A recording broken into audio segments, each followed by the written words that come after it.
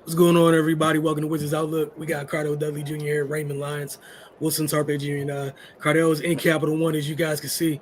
Bradley Beal returns, scores a season high 43 as the Suns rout the Wizards 140, 112. I don't think you guys about to get a whole lot of high-level analysis here today.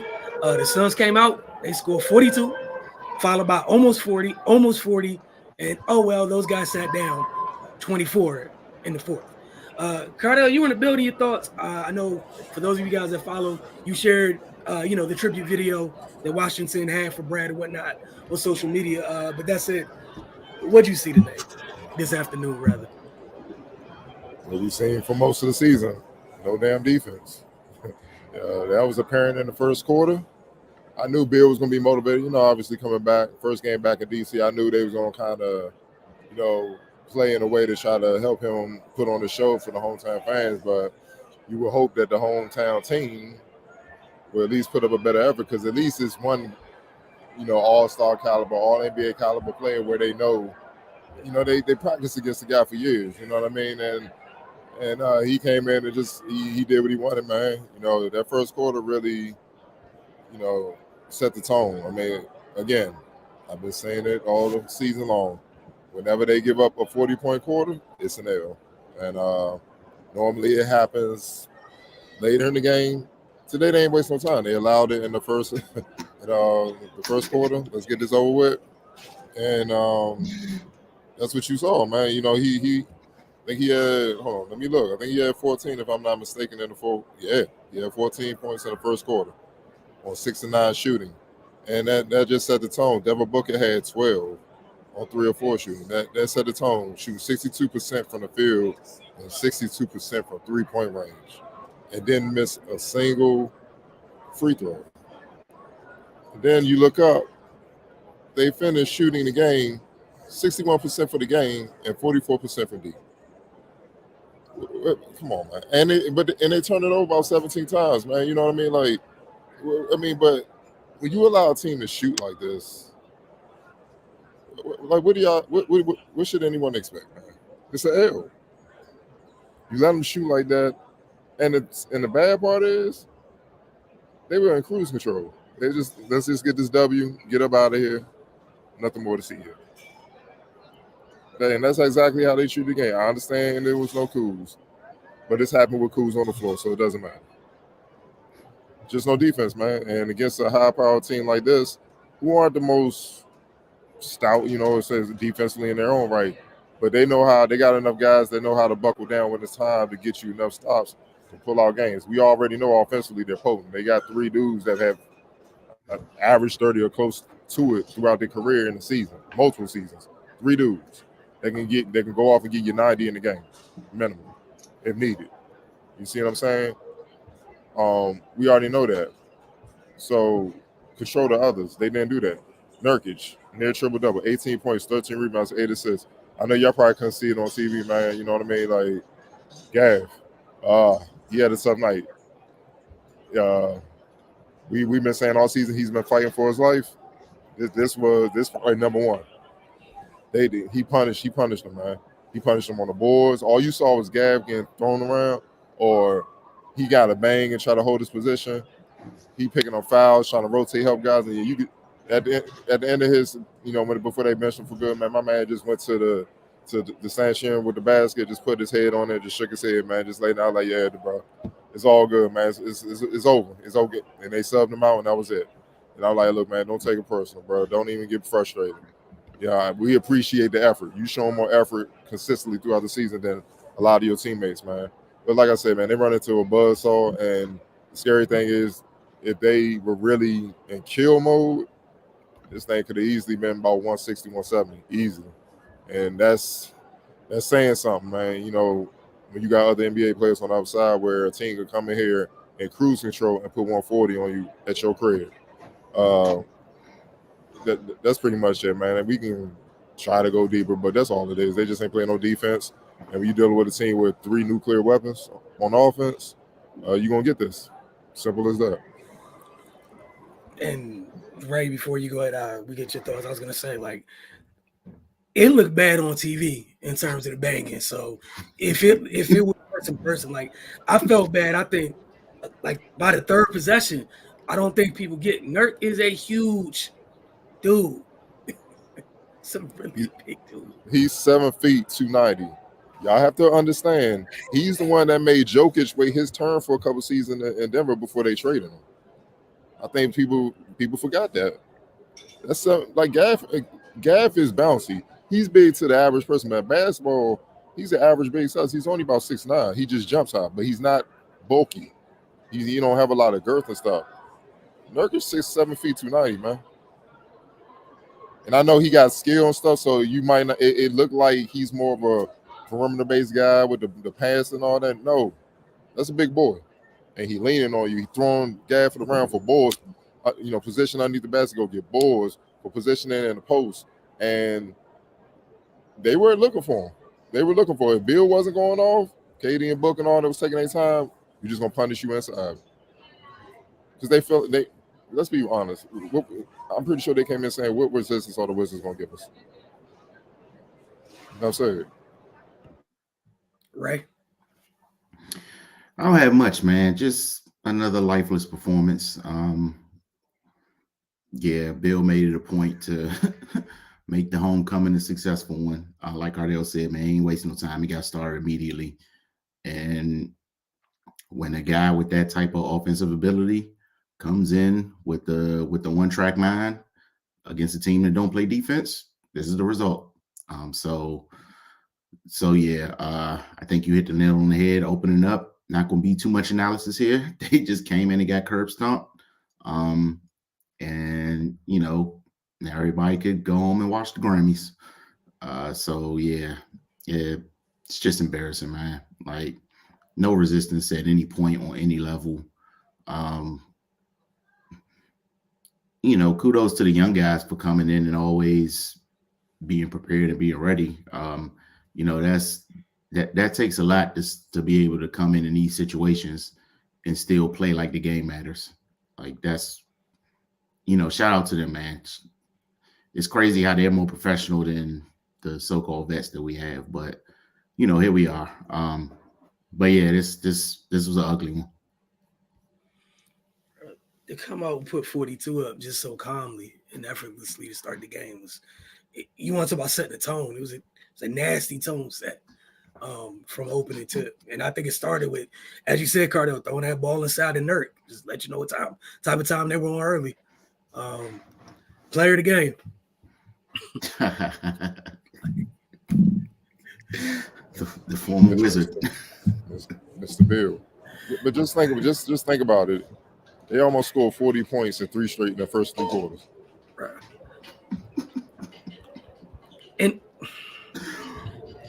And that's honestly, why I said 160.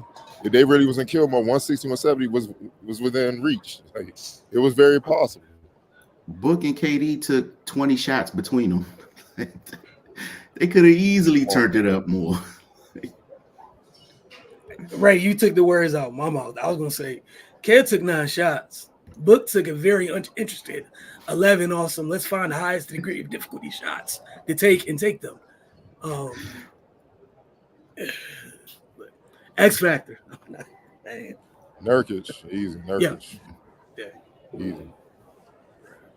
Man, missed out on a triple-double by 2 assists. Big night for Nurk. Let me see what he did in the first quarter. Please do. No, I just really want to see what he did. Bruh. My man had 8, 5, and 3. 8 points, 5 rebounds, and 3 assists on 3 of 5 in the first quarter. Like I said, that first quarter just set the tone. I'm like, this is about to be a long. Dog, they came out like a team that, like they look like a young team that never played a 3:30 NBA game before. They came out with that energy, like it was just bad all around. So all y'all people that, yeah, man, we finally got rid of Russ. I'm like, calm down. It was the Spurs and the Pistons. Back to reality.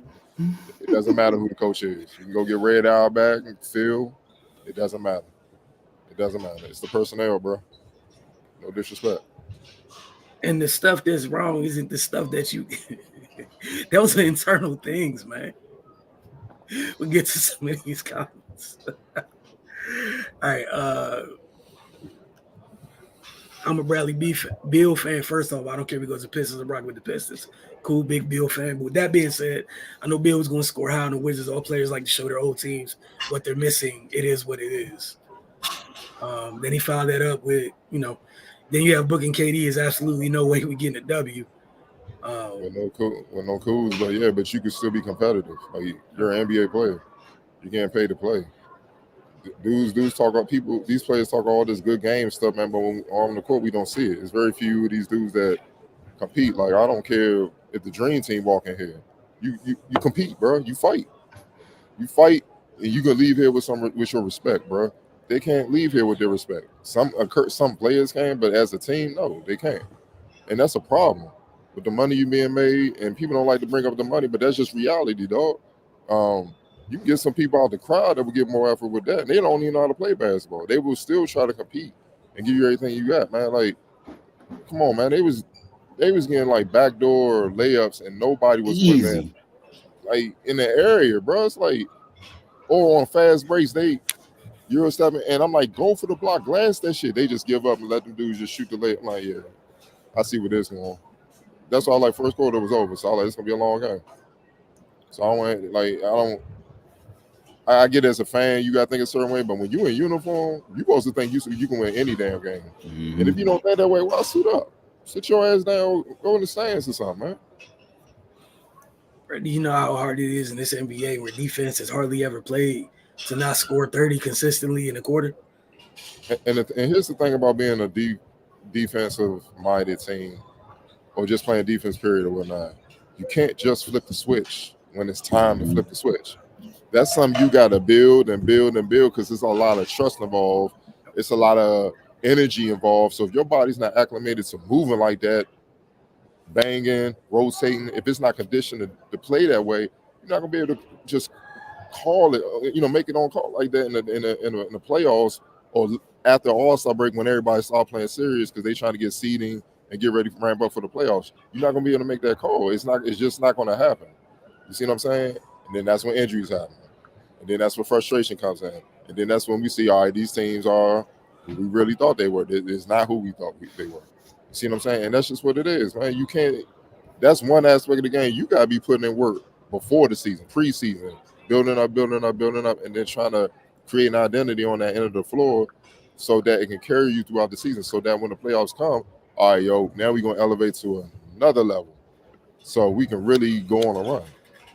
You know what I mean? It's just too many teams where it's just like, man, I can't take you serious because you're not serious on that end of the floor yet, and you're not gonna be able to flip the switch like that. It's certain teams that show the willingness to do it. We all know who they are, and when they flip the switch, we're gonna see what happens in the playoffs, man. But it's just far too many teams. It's the majority of the league. Like I think somebody said it's like a glorified pickup. Rudy Gay said that it's glorified pickup, and that's what we're seeing. No lies are told. Not one lie was told by Rudy Gay. Shout out to Danny, Gav, Tyson, and Kispert. They put in effort. Area 11 team followed that up with first off, I guess we have a discussion between Beal and Wall. Wall's still better. We all knew Beal was going for 40. I'm happy the young guys had some pride to not give up 50. But man, Bill was an all-star player, though. We all know that. Wall was a franchise player. It's a little bit of a difference, you know what I'm saying? Mm-hmm. But it ended the way it did because, as you get older, injuries and all course stuff, we all know we ain't got to rehash it, man. It catches up. And that's why you see certain players, man, when they no longer at that level, they don't even get a ceremonial goodbye. It's just, you just don't see them no more. Or they get traded or whatever like that. Now, I appreciate how he was, talking about Wall, once again, I appreciate how somebody went out their way to trash him on the way out the door. If you want to let that man go peacefully out the door quietly and all that, if that's what it's going to be. You see what I'm saying? Bill, we knew what it was. The team was about to rebuild. So they did him a solid, hey, man, I think it's best for both parties for us to start this rebuild, and you go somewhere to see if you can win. They did that. They gave him the respect to do that. Respect, man. It ain't nothing wrong with that, man. You know what I'm saying? He gave it all, but it's no way he was going to be able to carry this team to any significant success, man. It's just not. It wasn't going to happen. I don't care if you had Jordan on the team.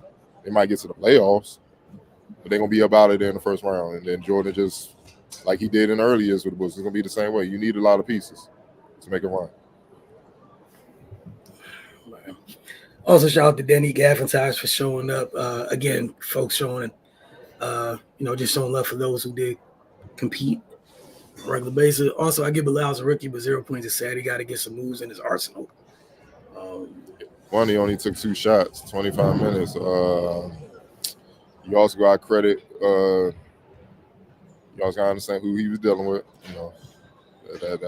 That's Kevin Durant, best scorer in the league. That's a different animal. And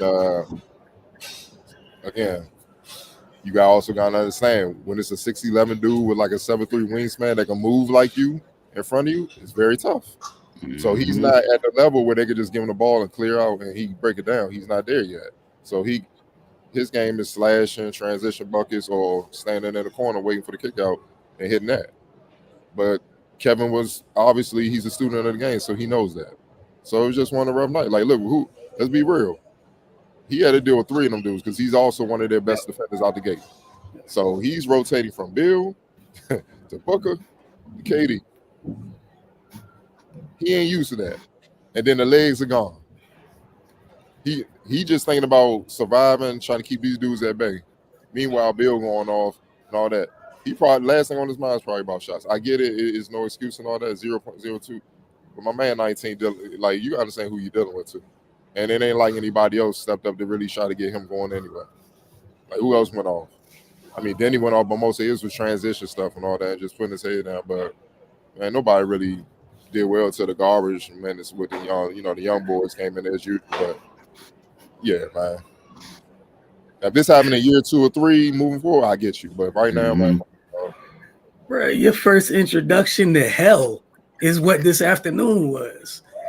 You on a team that doesn't believe in that on that end of the floor. They just don't believe in it. And bro, you switching from oh my goodness to damn, don't let him. Think about the things going through this kid's head, scout report wise, and what you trying to take away from each of these dudes as you switching to them. Man, look, this is welcome to the league night and let that man go on about his life. Like this. He gotta learn, man. He and see, it's easy to talk that way when you at home, but when you have to guard a motherfucker like Kevin, and you know it's a high chance he's gonna fuck you up. That's a hard pill to swallow, dog. Like, it's a high chance. Like, I remember it was almost he might come down to the Kenner League, and everyone was like, we might see him.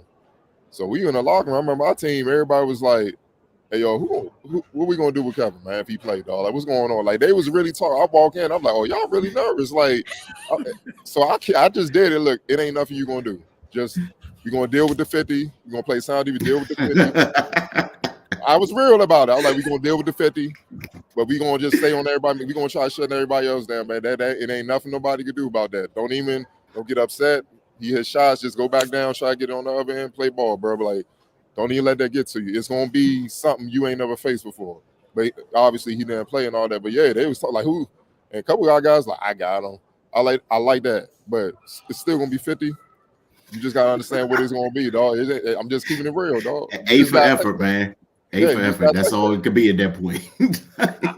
I would just say if you get a chance to Area 11 2, you get a chance. And I get what you say. Like, a little bit later, he's like, I don't like he was hesitant on defense, but it's somebody who cares about defense. They're trying to mentally get, like, PJ Tucker described it well. You almost have to trick yourself into telling yourself that the outcome doesn't matter because you don't have anything to do with the outcome. So that's PJ Tucker, who's carved out a career on being a stopper, what have you. And this kid's 19 dealing with that. Again, and PJ was his former teammate. If he's talking about how hard it is to condition your mind to deal with the fact that, like, you telling yourself, I got to stop someone, and in the back of your mind is just sitting here like, man, ain't nothing you can do. He's going to make it and miss it. But you got to tell yourself. You got to be off. You got to be you got to kind of be off where it don't bother you. He's a willing defender, but he ain't ready for that right now. You know what I'm saying? You got to get some years under your belt, some reps under your belt where you be like, all right, man. But nah, man, it's just real. You know, you understand you're dealing with. Booker fuck you up too. Obviously, Bill just messed him up. You see what I'm saying? So he don't have any breaks. You feel what I'm saying? So, I mean, we can say that, but I'm more looking at Jordan Poole, who has a ring, who been in the league long. Why are you 1 for 7? Why you had 4 points? Who was brought in here to score? That's my point. You ain't stopping Bill. Lord Jesus, that's your replacement? Hey, man. I'm like, damn, dog. Like, boy, woof. It's bad, man. So you gotta understand what the deal is, man. Like, it ain't nothing he was gonna be able to do about that. Like, I felt bad for Gino. I think in the second quarter, Kev just kept hitting that turnaround jumper over the top of Gino. There's nothing Gino could do. Gino's trying to take space with it, man. The 7-foot guard, bro. Credit early in the game, he tried that turnaround. KD posted up Koulibaly. Koulibaly actually did one of the better jobs I've seen anybody do against Kevin on there. Like, he couldn't move him. He got down low and all that. Like, turnaround. Wow. And that's the problem. That's why I say it ain't nothing you could do. Like, he's not the most strong girth dude, you know what I'm saying, as far as, KD. But when he gets up there to shoot, it's very few people that they have got that shot. It's very few. Very few, man. And it ain't gonna be a 6-7 wing once he put the shoulder you and spin off you. It's just contest best you can. Hope he miss. We need more actual pro ball players. It's a rebuild. They got to figure that out. Like you said, Cardell, with the Poole thing, Phoenix is not known as a good defensive team. And he was trying to dance on KD. My point on the other end. That's 6'11" with a 7'3" wingspan. He was trying to dance on KD. Nope. He just giving you your I'm still here. Because when I reach out, I can still get to it. And you're going to set the rest of your shot. So you can dance and get tired all you want. I'm just waiting for you to get tired. I got you. Miss, let's go the other way. Nurkic scoring, Bill scoring. I'm on the block. Turn around. Here you go. Booker hit your little transition 3. Come on, man. They were in cruise control. It was easy work. And that was just a comment about Poole. The last comment I mentioned already when we were just talking about Bilal going through it. The good thing for Bilal is he had to go through it, and you see how he come on the other side of it. Like, there's not that many teams with that many of those. Also, go ahead, Cardo. People also have to understand, just because a guy's averaging a certain amount of points coming in, like, it's levels to this. It's different levels. Kevin's a serial killer. Yep. You know what I'm saying? It's very few. What I tell you before, it's a John Wick group I put these guys in, the Jordans, the Kobes, the Iversons, the KDs. He's in that group. Serial killers. Like, when they say, all right, y'all got to understand, but the man, he hits turnaround 25-footers on concrete at the Goodman League over double coverage. You see what I'm saying? Like, this is pretty to him. This is nice little pretty arena and stuff like that. This is easy for him. So I'm being completely honest. He's a serial killer, and he was in cruise control. And in cruise control, my man was 7-9 and 18 points in 26 minutes. He basically played half the game and had 18 and 7-9. He was in cruise control, 3 for 3 from 3, and was cruising. So imagine that man was in kill mode, and I thought he was about to get in there because a couple guys was getting a little fixer, but he just here, Bill, you get off. It's the reason why the Raptors with Kawhi Leonard was scared to death when he came back in that finals. He on one leg, scared to death. And it was ugly for the few minutes he was in there too. The damage that was done as the clock was ticking, it was you could feel all of Canada like, oh, hey, the kid had to go through the league. This is what year one's all about, is dealing with things like this. And what sucks for him, he's on a team where it's not a bunch of veteran defenders around you can lean on and stuff. Like, you just got to thug your way through this. And that's that. But it's one day, it is what it is for Bilal. I ain't really worried about him. He's the least of my worries. It has been this year. But we'll check in with you guys a couple more times this week. Phoenix and Washington this afternoon, 140-112. The Bills return. For Cardell, Ray, and myself, y'all have a good enjoy the rest of your Sunday.